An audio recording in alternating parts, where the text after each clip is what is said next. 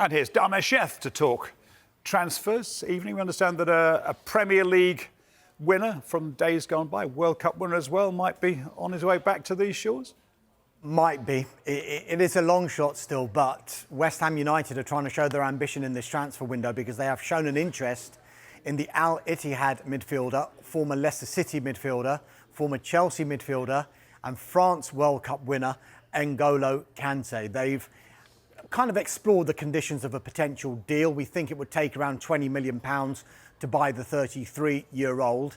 So it's at that stage at the moment, interest stage only, and West Ham are now deciding whether they're going to follow up that interest with a formal official bid. Wages, though, could prove an obstacle. We do know that any player that goes from European football, the Premier League, to Saudi Arabia, one big thing that happens is that their wage packet increases by a substantial amount. So I think West Ham United do want to show their fans, yes, we are in for players of a certain profile and they're normally quite younger. But with N'Golo Kanté, I think it's just seen as a unique market opportunity. If he would be available, then why not try and go for somebody of his ability and of his stature as well? He joined the Saudi club last summer. He's got 2 years left on his contract and he's still doing it at international level as well because he was in the France squad for Euro 2024. They played 6 games in that competition and he started every single one of them. OK, we'll watch that space, but you've dampened expectations. We hear it. What about Manchester United? Because expectations in the transfer market for their fans are high. A couple of signings already, more on the way? Yeah, so priority positions, we know, centre-back, they brought one in, Lenny Yoro. Forward, they brought one in, Joshua Zirkzee. Midfield seems to be another area that they do want to strengthen. And Manuel Ugarte is a name that won't go away, the Paris Saint-Germain midfielder. We're told that dialogue is open between the two clubs. We're told that the player is keen on the move. We're told that PSG would be keen on a move as well, and personal terms aren't expected to be a problem. But he's just one of a number of players that United are looking at in that area. Another one is a player that they've tried to sign before, the French international Adrien Rabiot.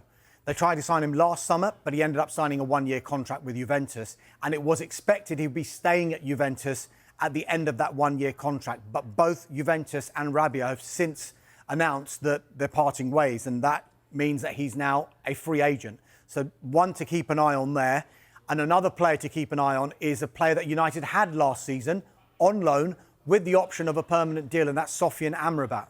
Now, if you'd spoken to Manchester United fans maybe 6 weeks before the end of the season, they wouldn't have expected United to be even considering triggering that option. It's around €20 million. But in the final few weeks of the season, Amrabat began to start games for United. He started the FA Cup final in that famous win against Manchester City. So now United feel that they've got a decision to make with regard to Amrabat. But against the backdrop of all of that, while United are trying to do due diligence on midfielders, it appears that it could be dependent on budgets and squad space. Now, squad space could be important here because the likes of Casemiro and Scott McTominay are attracting interest from clubs. Now, Casemiro, we do know there was a lot of interest from Saudi Arabia.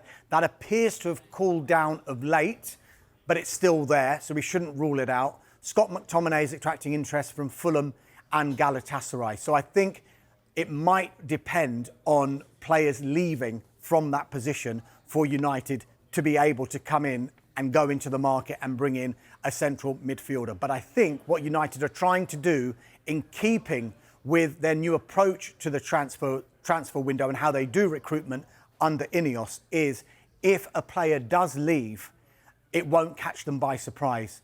They basically will be in a position where they can proactively go into the market because they will have done a lot of work on 1, 2, 3, even more targets.